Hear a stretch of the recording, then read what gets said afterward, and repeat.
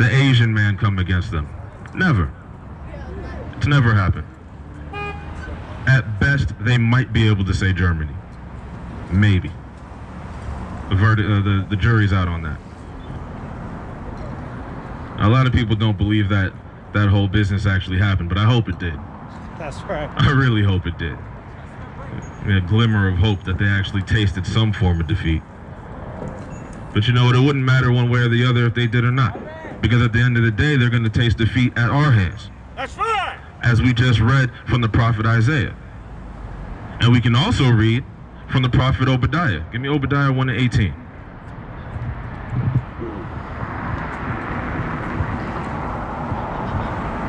One of my favorite passages in the Bible.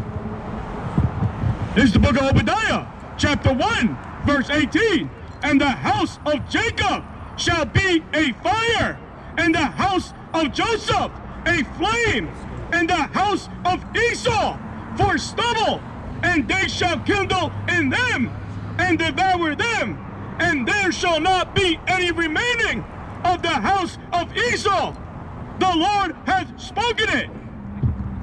So at the end of all this, you know, prophet Isaiah talked about the enslavement. Prophet Obadiah talked about their destruction. That's right. They're all going to be wiped out. Bring it out. Everybody of the house of Esau. That's right. Amalek and the rest of the houses. All 12 dukes. Gone. There will come a time, according to the Bible, a glorious time in the earth, where there will not be a single Caucasian man, woman, or child. That's right. And the earth will rejoice. The heavens will rejoice. The animals will rejoice. They're not going to be touching on their little dogs no more. Kidnapping people's kids and touching on them. Because you know that's what they do. Everybody likes to just put it on the Catholic Church, but who runs the Catholic Church? Bring it out. The so-called white man. You think when it was the Holy Roman Empire and the original Catholics, who were black, by the way, were running it, they were raping children? They were doing all kinds of wickedness. I highly doubt child rape was that high.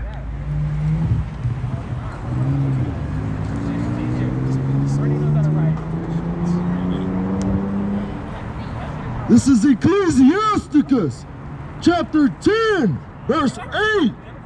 Because of unrighteous dealings, injurious and riches got by deceit, the kingdom is translated from one people to another.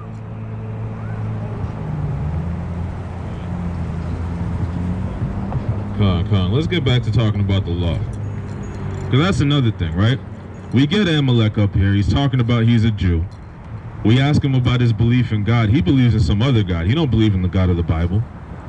I asked him where he got his ideas from God from. Because surely it's not the Torah. And he said, no, I got them from myself.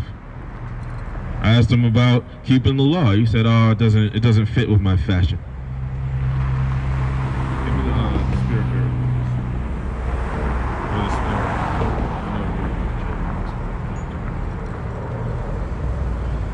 Because, you know, even without the law, we end up at least keeping it to a degree as a people. Because the Bible says that, you know, we would have a zeal of God, but not of knowledge. You know what I want?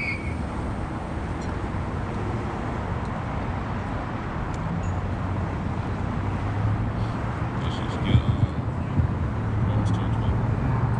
Hold it.